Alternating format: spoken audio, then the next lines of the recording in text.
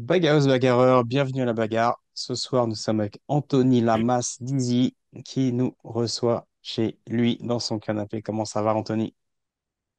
Impeccable. Top. Merci de nous accorder ce petit temps d'interview. On va revenir avec toi un peu sur ton style de combat, très axé sur la lutte, comme on le sait. Le débrief de tes derniers combats pour savoir voir un peu comment ça se passe, la reprise après tes 2 ans d'inactivité, après ton actu un peu chaude et ton appel du pied à Morgan Charrière pour remplacer son adversaire à l'UFC. Et en dessert, on aura droit à une petite anecdote ou un petit questionnaire selon ton choix. Donc pour présenter, Anthony Dizzy, donc originaire de Reims, 36 ans, 21 combats, 16 victoires, très très très très bon ratio. Malgré tout, ça fait longtemps que tu es sur le circuit, n'est pas très connu en France. À l'instar un peu de Jason Poney qui a fait beaucoup de combats à l'étranger. Donc, tu as fait beaucoup d'orgas, donc SHC, Bellator, M1, le BAMA, enfin un peu toutes les orgas parce que tu n'as pas beaucoup combattu en France en fait. J'ai combattu en France sur mes trois derniers combats, mais c'est vrai que les 18 autres ont été faits à l'étranger, quoi.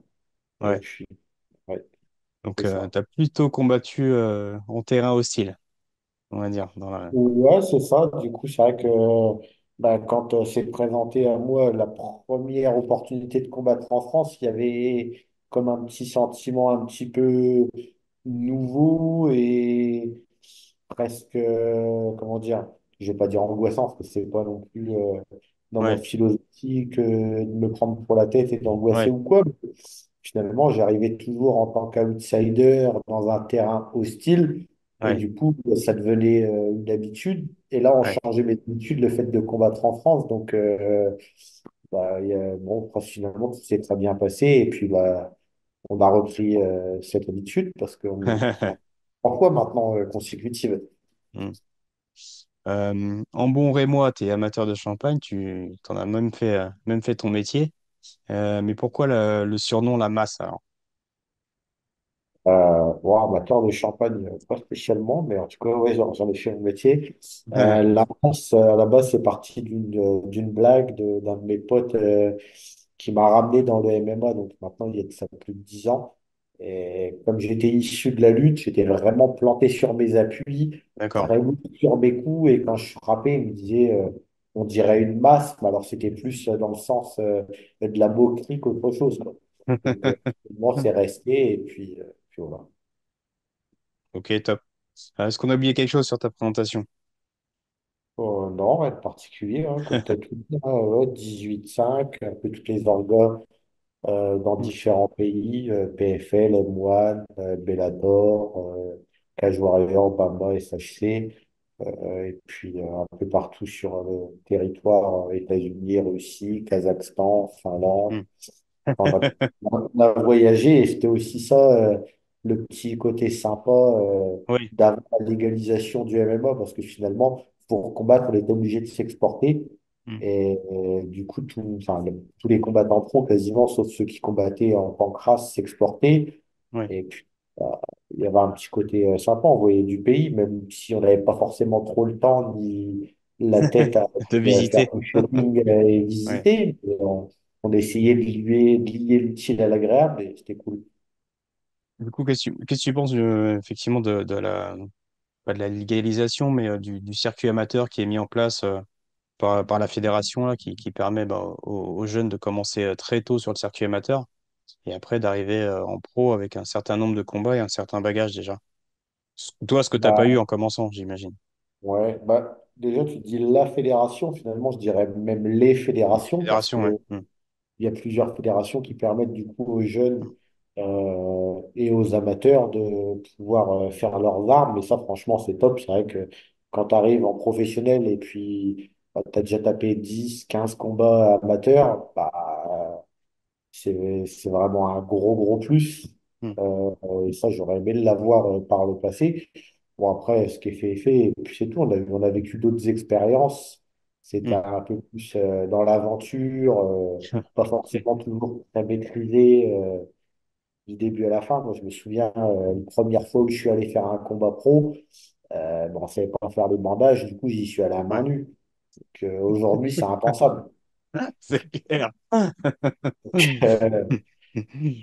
Donc, voilà, quoi. Non, c'est bien, franchement, c'est bien, ça permet aux jeunes de bien faire leurs armes. Et puis, on en a un paquet au club qui passent par le circuit amateur et qui sont justement en pleine progression et qui seront des professionnels aguerris demain. Et tu dois voir enfin, la différence au niveau, en termes d'apprentissage et de le temps de progression, ça doit être énorme par rapport à toi quand tu as commencé. Parce qu'en plus, tu as commencé par la lutte, tu n'as même pas commencé par le MMA. Ouais, c'est ça. Bah, moi, je remarque maintenant qu'avant, quand on était en province, il Mm, fallait aller sur Paris pour mm. pouvoir bénéficier du savoir du MMA. Et encore, le savoir du MMA, il n'était pas ce qu'il est aujourd'hui. Le Oui, travail contre c'est la cage, le vrai travail spécifique de MMA, on en était vraiment aux prémices. Et en province, on connaissait que dalle de tout ça. Donc, il a fallu aller sur Paris pour pouvoir d'accord. importer ce savoir-là sur Reims, moi en l'occurrence. Mm, Et maintenant, la connaissance du MMA, bah, partout sur le territoire national, elle est répandue. Donc, ouais, avant, c'était vraiment aller chercher de l'anglaise, aller chercher de la lutte, et puis mm. essayer de mixer un petit peu tout Mixer ça un en peu tout, ouais. Mm, brouille, alors qu'en fait, il y a des vraies spécificités du MMA qu'on n'apprend dans aucune des autres disciplines. ouais. Ouais, c'est intéressant ce que tu dis parce que toi, tu as été donc un bon niveau en lutte, niveau national, numéro un ou numéro 2 en France en lutte et tu as fait des championnats européens également. Mais quand tu es arrivé en MMA, la lutte, parce qu'on dit souvent la lutte est importante dans le MMA, mais la lutte que tu connaissais, tu as dû quand même la réadapter pour ton jeu MMA. Ouais, c'est clair. Bah, en fait, il y a plein de choses que tu fais en lutte traditionnelle que tu peux pas mettre en place sur de la lutte Ouais. dans du MMA. Et il y a des phases qui sont vraiment spécifiques. Tout ce qui est corps à Mm. corps, bah, tu rajoutes les genoux, tu rajoutes les coudes, le travail contre la cage, tout ça, c'est vraiment particulier. Je trouve que ça coupe un peu. Est-ce que tu m'entends encore? Donc, Ah, est-ce que tu m'entends encore ou pas?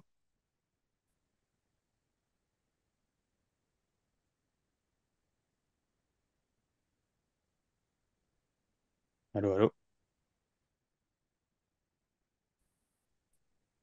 Ah, c'est bon. ah, ça a l'air de Je t'ai- revenir. Ouais, c'est Ouais, bon, je t'ai retrouvé. je sais pas si tu Euh, as réussi à capter ce que je disais. ouais, ouais, ça a coupé juste à la fin. Si on revient sur le débrief de tes deux derniers combats, enfin, t'as eu trois combats, Ouais, toi, ça t'as eu coupe. deux combats à l'Hexagone. Tu m'entends?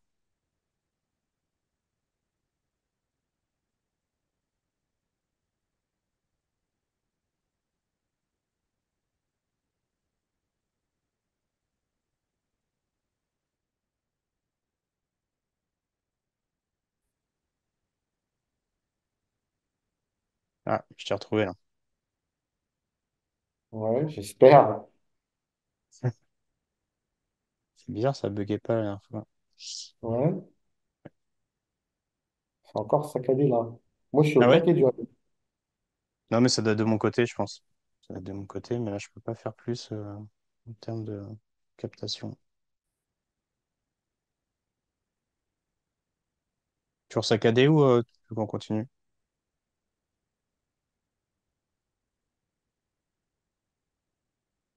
Allô, allô?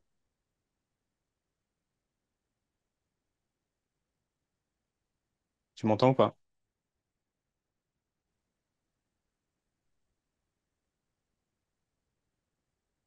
Tu m'entends? Ouais, là, je t'entends. Ok, bon, c'est T'entends parti. hurler derrière ou pas, la petite? Non, Non? du tout. Elle va pas se coucher? Ouais, je sais pas. Là, ça fait déjà 1 heure quasiment et 45 minutes qu'ils sont au lit, mais Ouais. la gueule là. Bah, dès qu'ils sont plus de deux, de toute façon. Ouais, ils sont trois. Ah ouais. Ah ouais, c'est chaud. Ouais. Courageux, courageux. Bientôt 6, tout fraîchement 4 et bientôt 3. Ah ouais? Ça fait rapprocher tout ça. Ah là, j'entends. Ah, Bah, je reprends ma question sur le débrief. Euh, donc, tu reviens sur tes, on va dire, trois derniers combats, parce que tu as eu deux combats à l'Hexagone, et entre-temps, tu as eu un combat au Brave. Euh, et tes combats, ils sont finalement assez différents. Entre ton combat à l'Hexagone contre Roger Garcia et ton combat contre Tona Kroll, c'est vrai que ça avait rien à voir. Sur Roger Garcia, tu as beaucoup utilisé ta lutte. Donc, je pense que tu as été à l'expérience. C'était un combat de reprise. D'ailleurs, comment tu t'es senti après 2 ans d'absence? contre Roger Garcia, effectivement, c'était un combat de reprise.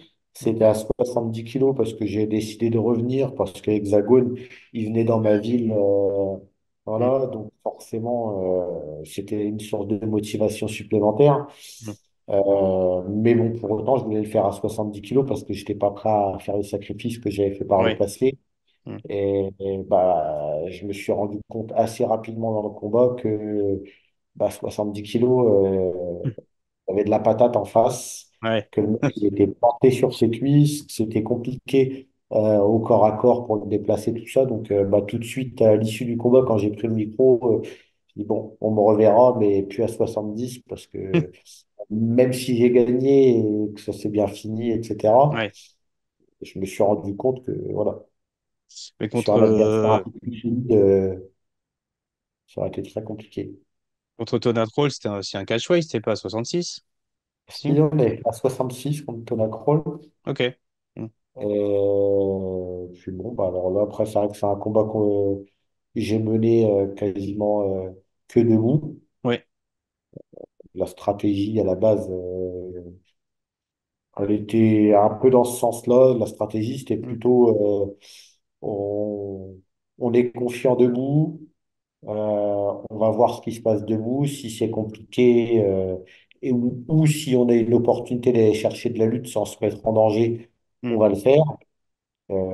Et puis finalement, on n'a pas besoin d'aller chercher de la lutte parce que debout, ça se passait bien, on était mm. dominant. Donc, j'ai pris la décision de rester debout et de ne pas Et ju- prendre de risque à aller chercher absolument de la lutte. ouais. Est-ce que tu penses qu'il a été surpris justement par ton niveau d'anglaise? Parce que bon, on va dire anglaise parce qu'il n'y a pas eu trop de coups de pied non plus. Que tu, Bon, il n'aura jamais. On peut pas tout avoir. Mais c'est vrai que enfin, le jab et le crochet ou le cross du bras arrière passaient assez bien. Est-ce que tu penses qu'il a été surpris à ce niveau-là et qu'il t'attendait beaucoup plus sur la lutte? Je ne sais pas vraiment à quoi il s'attendait. Après, c'est vrai que il y a quand même de la place avec lui pour boxer, quoi, de manière générale, que ce soit D'accord? le combat qu'il a fait avec moi ou les autres combats qu'il a pu faire par le passé. Tout le respect que j'ai pour lui, c'est un très bon Mm. combattant, tout ça, mais c'est vrai que, il a tendance alors à être très résistant et à encaisser les coups Ouais, vraiment. clairement. Mm. Là-dessus, c'est vraiment une force qu'il a, Ah ouais, tous les combats qu'il mais fait, il c'est des défend quand guerres, c'est même. impressionnant. J'ai regardé un de ses combats, je sais plus c'était contre qui. Ouais, il a mangé des coups, je sais pas comment il a fait pour tenir. Ouais. Et bon, du coup, il y a de la place quand même debout avec lui. Et ça, c'est quelque chose que tu travailles depuis quelques années ou vraiment que depuis que tu as repris, depuis ta reprise où tu te dis je vais quand même me diversifier et pas axer mon jeu lutte sol et plus mettre de l'anglaise. Bon, en fait, j'ai toujours travaillé l'anglaise depuis D'accord. mes débuts en MMA, parce que sinon, voilà. Enfin, le but, c'est d'être le plus complet possible. Ouais. Après, je la mettais pas forcément en application sur mes précédents combats parce que Mm, ça se passait plutôt bien sur de la lutte. J'avais pas l'expérience que j'ai aujourd'hui. Aujourd'hui, j'ai pris confiance et en fonction de l'adversaire que je vais avoir, je vais être capable de décider si je mène un combat debout, mm, en lutte, au sol, ou alors si le combat peut se faire vraiment dans tous les domaines du MMA. Enfin, je pense que ouais, j'ai l'expérience par le passé, j'aurais peut-être pas été capable de faire ça. Je me ouais. souviens d'un combat que j'avais fait dans mes débuts. La stratégie, étant donné que le mec était très très fort au sol, Mm, c'était de rester debout avec lui parce qu'il y avait de la place debout aussi. Il s'est passé une minute, ça a été plus fort que moi, il a fallu que je plonge dans ses jambes, puis je me suis fait cueillir, je me suis fait soumettre. d'accord. Donc, Mm, on manque d'expérience et aujourd'hui, je ne commets plus cette erreur. ouais. Est-ce que, ouais, est-ce que parce que tu as une lutte pour fatiguer et une lutte pour amener au sol et chercher les contrôles. Un peu, un peu dans le style Nurmagomedov. Toi, c'est vraiment la lutte de contrôle et la lutte de position. J'ai pas compris la question, là. Je veux dire, dans le style de lutte que tu appliques dans tes combats, c'est plus de la lutte, c'est pas de la lutte pour fatiguer, mais c'est de la lutte de prise de contrôle et de position, un peu au style de Khabib. Ouais, c'est vrai que Mm. je m'y retrouve un petit peu dans le style de Khabib, effectivement. Toi, l'importance de la lutte dans le MMA actuel, tu l'estimerais à combien sur un combattant, dans tous les compartiments? Si tu devais le classer, pied-point, lutte et travail au sol.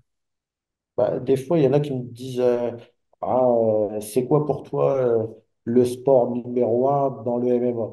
Bah, Mm. finalement, je leur réponds qu'il n'y en a pas. Ouais. Le sport numéro un, c'est de maîtriser tout. Et donc, je dirais que je n'établirais pas de classement entre Ouais. si on devait catégoriser le debout, la lutte ou le sol. Bah, pour moi, tout est important parce que si tu maîtrises pas un des domaines, Mm. bah, faut te faire plier. Ouais, tu prends ça comme art Quoi. complet, quoi. Donc, Mm. après, il faut savoir orienter le combat. Ouais. Je pense que c'est ça les combattants modernes aujourd'hui. C'est ça. Comment s'est passée la signature à Hexagone MMA là? Qu'est-ce qui a fait que Mathieu Nicourt a su te convaincre de sortir de ta pause? Ah, c'était un petit peu par hasard parce qu'ils me Ouais, contactaient, c'est quand Hexagone venait sur Reims, savoir si au club j'avais des combattants susceptibles de vouloir combattre, etc. d'accord. Et puis, bon, on a engagé la discussion, on en est venu à parler de ça. Il n'a pas eu forcément trop à me convaincre, c'est un peu moi qui suis allé vers lui. Je lui ai Mm. lancé une perche, et puis après, au fil de la discussion, on a trouvé un accord, et puis on s'est remis le pied à l'étrier, quoi. D'accord. Donc là, tu as signé pour plusieurs combats? Ou c'était un combat pour voir et après Bah, du on. coup, j'ai Mm. signé pour un an, 3 combats. Bon, sur un an, on en a fait deux. On arrive à l'échéance du Ouais, contrat au mois de juillet là, de cette année. Et puis, bon, on a re-signé pour, je sais plus exactement, une année supplémentaire en tout cas. d'accord. Donc avec une clause, j'imagine, aller chercher peut-être une ceinture dans l'organisation. Bah, c'est un peu l'idée, ouais, parce que c'est vrai que Ouais. là, avec Mathieu, c'est voilà, maintenant, on a fait 2 victoires à Mm. Hexagone. Bon, l'idée, c'est quand même d'aller chercher la ceinture. Je n'étais pas hyper emballé par l'idée. J'ai repoussé un petit peu l'échéance parce que faire 5 rounds, moi, je suis pas emballé. Ouais. C'est très dur, qu'il faut mettre la préparation qui va avec Mm. derrière. J'ai un style, quand je commence à lutter, qui est très énergivore. Donc, Ouais. donc c'est tout, on va faire le boulot maintenant. On va faire en sorte que les 5x5, on les fasse faciles. Ou alors terminer le combat avant. Alors ça, ce serait le top, mais je suis pas un mec qui finit généralement pour les combats, mais Ouais. voilà. Donc, avant de chercher la ceinture hexagone, je pense que tu as l'exclu de combattre chez Hexagone sur le sol français. Malgré tout, on a vu que Morgan Charrière donc, avait plus d'adversaires à l'UFC la semaine dernière. Et tu as fait un petit appel du pied sur les réseaux en disant que tu pouvais venir combattre, remplacer son adversaire. Raconte-nous un peu cette histoire. Ouais, bah, effectivement, en fait, du coup, moi j'ai vu ça sur les réseaux. Mm. Je me suis dit que c'était une opportunité, ne sait-on jamais, qui ne tente rien à rien. Donc, Exactement. on a balancé ça comme ça. Et puis, bon, ben, rapidement, j'ai eu l'info le soir même, comme quoi ils avaient déjà trouvé quelqu'un. Donc, au D'accord. moins, on est fixé. Mais l'idée, c'était quand même de tenter, parce que c'est vrai que on a fait la plupart des grandes organisations mondiales, si ce n'est, enfin, je ne Mm. vais pas dire toutes, mais voilà. Puis il en manque une, hein, l'UFC. Est-ce que l'UFC, que c'est vraiment quelque chose qui reste dans un coin de ta tête en disant ce serait un petit regret si tu n'y as pas combattu ou finalement tu te dis c'est pas grave. Bah, si, c'est toujours un regret de ne pas y avoir combattu, même si je Hmm, sais que euh, c'est pas ça qui détermine la valeur d'un combattant, mais Ouais. au regard des gens, quand même, je pense que le fait d'avoir fait ou non l'UFC, pour tous ceux qui connaissent pas hyper bien la discipline, ben, Mm, c'est une marque et qu'on nous enlèvera, enfin, qu'on nous enlèvera jamais, qu'on n'enlève jamais à ceux qui ont fait l'UFC. mm. Dire, tu dis, j'ai été combattant MMA à l'UFC, ça prouve tout de suite la valeur du combattant, alors que si t'as pas fait l'UFC, tu dois développer un petit peu plus Mm. pour justifier que tu as combattu à un certain niveau. Et qu'est-ce qui fait que du coup que t'as jamais signé? Parce que je sais que tu as fait pas mal d'orgas, un peu comme tu as côtoyé pas mal Mika Lebou, qui a fait le M1 aussi, qui a fait pas mal de choses, qui a fait le BAMA également. Lui qui avait signé très tôt à l'UFC en 2000, 2013, je crois, ou un truc comme ça. Est-ce que toi, à ce moment-là, t'as pas eu une opportunité d'y aller aussi? Non, moi, l'opportunité, elle s'est pas présentée. Après, c'est vrai D'accord. que la période était différente, hein, quand Mm. on était un peu au meilleur enfin, quand j'étais au meilleur de ma forme. C'est que Ouais. des combattants qui étaient à l'UFC, il n'y en avait pas beaucoup, des Non. combattants français. Mm. Si on avait en simultané deux combattants, trois combattants Ouais, français à c'était le grand max, l'UFC, quoi. Mm. c'était le grand max et c'était Mm. déjà là. Aujourd'hui, on en a au moins 10. Donc, et puis, ça signe beaucoup plus. Mais en même Ouais. temps, le MMA est légal maintenant, donc plus attrayant, etc. C'est différent. Ouais, effectivement. Et qu'est-ce que tu penses justement là, ce qui est devenu un peu le MMA par sa médiatisation, beaucoup comme sur les réseaux, beaucoup de trash talk mis en avant, beaucoup de polémiques. Même en France, on commence à essayer d'un peu entretenir tout ça. Est-ce que toi, tu serais prêt à jouer ce jeu-là justement pour signer dans une orga telle que l'UFC? Ah, bon, c'est pas dans ma nature. Je serais prêt à le faire, mais je Ouais, suis pas capable de le faire parce que c'est pas dans ma nature, il faudrait se forcer. Donc, bon. non. Parce que Mika, il fait bien pour le coup. Il a bien filtré. Ouais, je sais pas, je remarque pas. Trash talk, Mika? Ouais, quand même. Bon, il chambre pas mal sur son dernier combat quand il avait combattu à l'Ares contre l'Argentin, contre Pépi, hein. Ouais, moi, je me souviens plus trop. Bah après, Ouais. voilà. Ouais, je sais pas, j'ai pas trop capté. T'as l'air, t'as l'air assez posé en tempérament. Comment tu gères justement la pression, le combat, préparation mentale? Que tu as mis quelque chose en place? Parce que bah, quand tu étais à l'étranger, il n'y avait pas forcément tout le staff autour de toi et toute la préparation, conditionnement qu'il y a maintenant, quoi. Bon, après, je pense que c'est une question d'habitude. Et Mhm. puis, quand tu es déterminé, après, il n'y a pas forcément trop de questions à poser. Puis, on ne joue pas non plus notre vie, hein. On va combattre, on gagne, on perd. Alors après, il y a un rapport de force, il y a du Mhm. public, il y a de l'enjeu. C'est plus ça qui fait que, voilà, il y a un peu de stress. Mais bon. Après, c'est tout, hein, ça s'apprend avec l'expérience aussi à gérer. Et je Ouais. dirais l'expérience du MMA ou du sport de manière générale. Et puis, comme je suis arrivé dans le MMA avec une expérience de lutte et des compétitions de lutte, je pense Mhm. que ça joue en saveur, tout ça.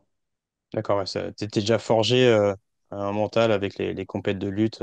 Ouais, même si je suis pas Mhm. passé par un circuit amateur comme aujourd'hui, les jeunes Mhm. ont la chance de pouvoir faire. Et du coup, bah, commencer à se forger un mental à travers ça.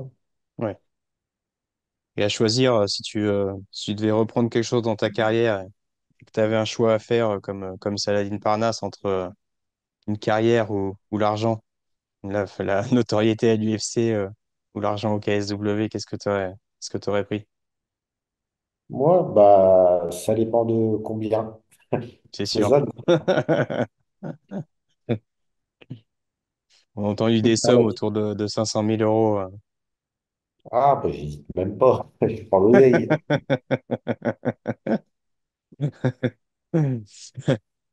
Et justement, sur l'importance du management aussi, toi, comment tu as géré le management, les gens qui t'entouraient autour de toi? Je sais qu'à un moment, tu étais.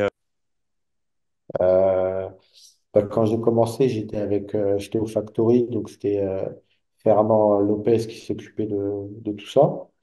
Ensuite, après, bah, c'était OM1 Djukanovic. Hmm. Et puis après, c'était Guillaume Pelletier. Et maintenant, comme le MMA il est légal en France, que le réseau, je l'ai un petit peu, donc je me débrouille par mes propres moyens.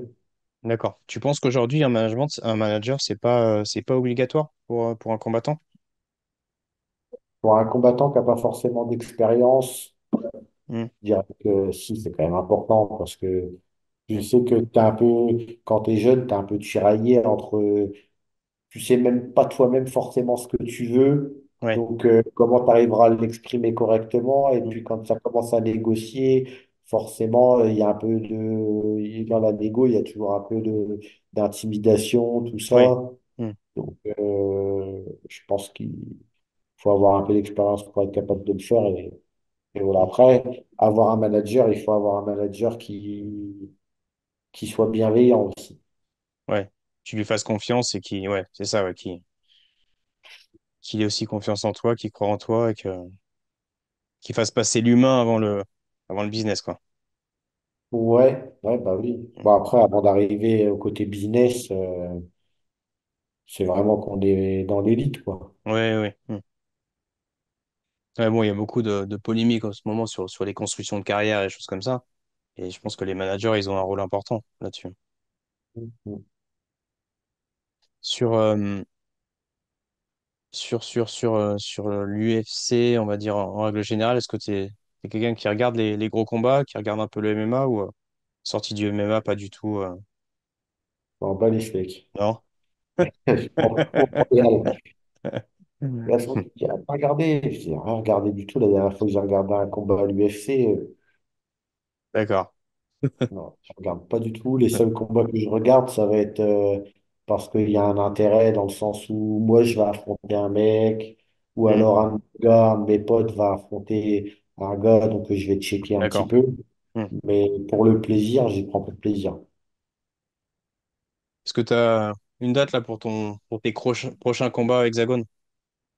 Non, mais ce sera certainement 2025. Début 2025? Ok. Ouais, Et pas direct un avant. combat pour le titre ou tu te mets encore un combat dans les Ah, pattes? je pense qu'il y aura pas il y aura pas d'intermédiaire. Ce sera pour le titre. Top. Mais pas d'adversaire pour l'instant pour le coup. Non, Vu pas que la ceinture encore. est vacante, ça marche. Euh, Dernière question sur la transmission justement aux jeunes générations. Qu'est-ce que toi tu mets en place? Qu'est-ce que tu souhaites transmettre de ton expérience aux jeunes combattants qui arrivent dans ton club? Ouais, il y a plein de choses, hein. Et d'ailleurs, c'est ce qu'on fait. On est une équipe de trois quatre coachs MMA au sein du club. Ok, tu peux citer le nom du club, hein? Europe Top Team, Ok.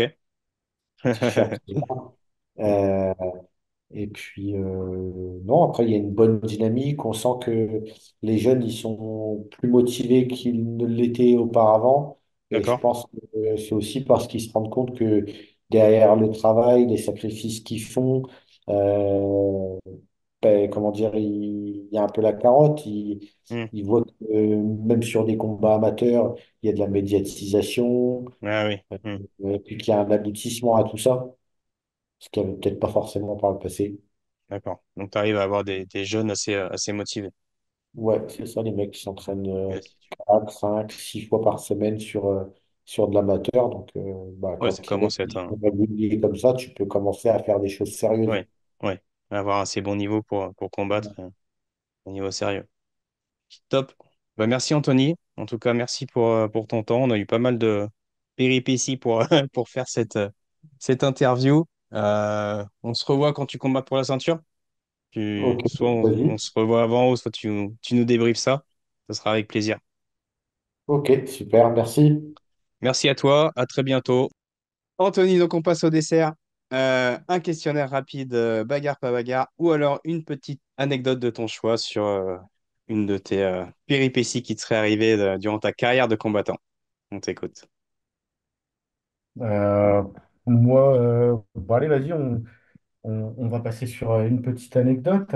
Ouais, Tu m'as un peu introduit tout à l'heure en me disant qu'une personne avait cité une anecdote. Alors, je ne sais pas forcément de laquelle tu parles, mais j'imagine que c'est, je sais pas, Tahar qui a dû te exactement. dire ça.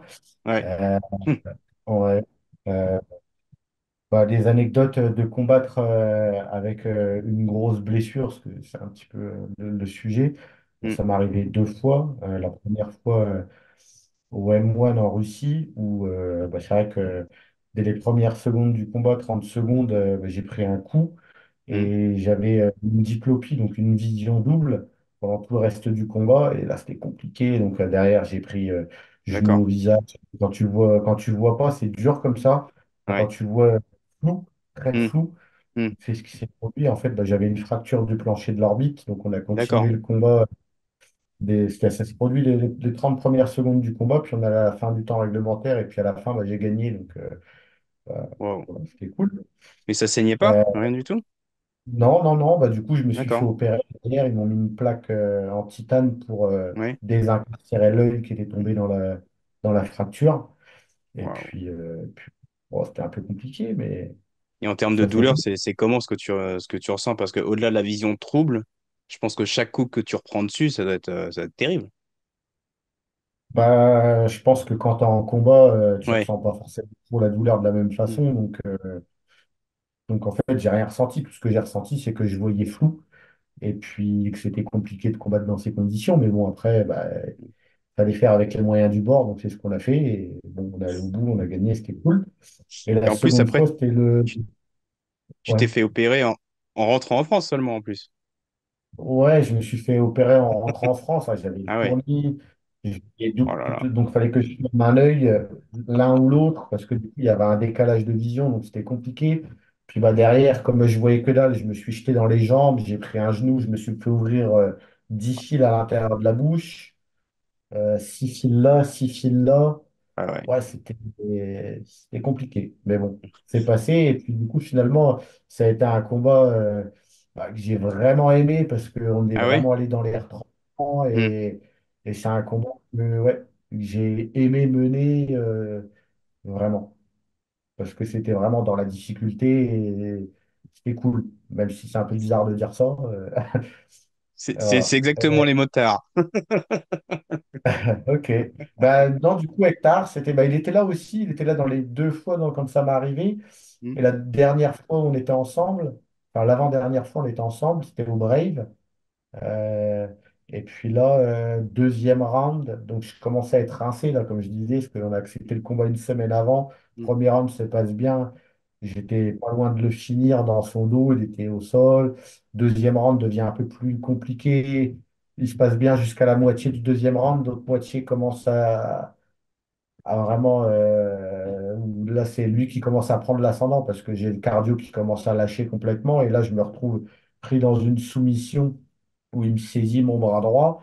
Mm. J'arrive à en sortir, j'entends un claquement, et puis bon, bah, après, j'y prête pas plus attention que ça dans le combat. De toute façon, j'étais rincé. Enfin, avec ça qui comptait, j'étais rincé, ça je le sentais bien, et ma douleur au bras, pas du tout, sauf que je m'en suis vite Mm. aperçu dès que je suis arrivé dans le vestiaire, que l'adrénaline elle est retombée. Là, Ouais. je sentais que c'était douloureux. Le lendemain, mon bras était complètement violé. Et puis, je suis Wow. allé faire l'IRM, tout ça. Et en fait, bah, j'avais une rupture du tendon du grand pectoral, Ah ouais, rupture complète. Le c'est tendon terrible ça. qui est Ouais, là là, sous qui tient là. l'aisselle, qui Ouais. Mm. rattache le pec sur l'humérus, était complètement sectionné. Donc, ils m'ont opéré. Ouais, j'ai eu un mois et demi en écharpe. Donc Mais t'as bon, fini le combat avec un carré, tendon. c'est ça. Et c'est pas à ce C'était la moment-là fatigue. où tu te dis je vais arrêter ma carrière. Non, parce que moi, je me Non? dis, tous ces trucs-là, ça se répare finalement. Aujourd'hui, Ouais. hop, ils me l'ont raccroché, le tendon, terminé. Ils m'ont mis une plaque sous l'œil, terminé. C'est de la Justement, carrosserie, tout ça. t'as pas de séquelles de tous tes combats, de tes 21 combats en pro? Non, pas forcément de séquelles. Après, Mm. je pense qu'il y a l'âge qui fait que Oui. l'âge et l'accumulation de l'entraînement qui fait que bah, le corps il s'use aussi, hein, parce que le Mm. sport santé, c'est bien. Le sport de haut niveau mené pendant des années, bah, ça Mm. traumatise le corps et finalement, ça commence à se ressentir. Ouais. Mais ça se ressentira peut-être vraiment quand on aura complètement arrêté. Mais bon, pour l'instant, tout va bien. Mhm. Ok, top. Quand est-ce qu'on te revoit dans l'octogone? Je sais pas, je pense que ce sera début 2025. D'accord. Toujours à Hexagone? J'ai pas encore Hexagone ou après à voir s'il y a d'autres opportunités. En tout Hmm. cas, en France, ce sera avec l'Hexagone. Oui. Il te reste Le combien de contrat, il combats est signé. justement avec Hexagone? On l'a fraîchement re-signé, donc D'accord. Ah, bon, ok. il y en a pour jusqu'à la fin, quoi. Donc, est-ce que ça voudrait dire peut-être aller chercher une ceinture? Ouais, parce que c'était un truc, j'étais pas hyper emballé par le fait d'aller chercher une ceinture, parce que ceinture, Hmm. c'est 5 x 5. Ah oui. Et donc, Hmm. repousser un petit peu l'échéance, et puis bah, il y a un moment où bah, ils m'ont vite fait comprendre, et ce qui est normal, ils m'ont dit, bon, bah, c'est bien gentil, mais au bout d'un moment, il faut. Là, tu deviens prétendant plus que légitime à la ceinture, donc il va falloir que tu acceptes de la faire. Donc, bah, le Donc en prochain combat, ce 66 sera ou en pour la ceinture 70?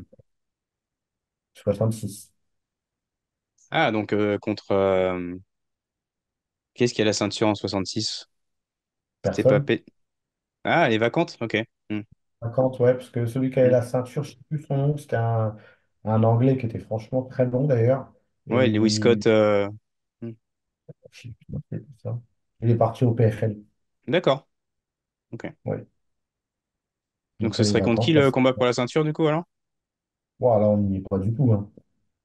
On n'a pas encore parlé de quoi que ce soit. Mais le jour où il y aura quelque chose, l'Hexagone, ils le feront savoir. Bah, appelle-nous, hein, on se refait une petite interview justement là-dessus. Pas de souci. Avec plaisir, on fait comme ça. Avec plaisir. Bah, merci beaucoup en tout cas Anthony pour ta dispo. Bon, peut-être tout le meilleur pour la suite. Hâte de voir combattre pour la ceinture avec un bon game plan axé lutte.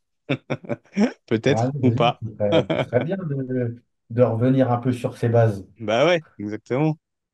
Montrer le Mm, niveau de la lutte en France. c'est ça. Merci beaucoup en tout cas. Suivez-le, Anthony Dizzy, même s'il n'est pas très actif sur les réseaux.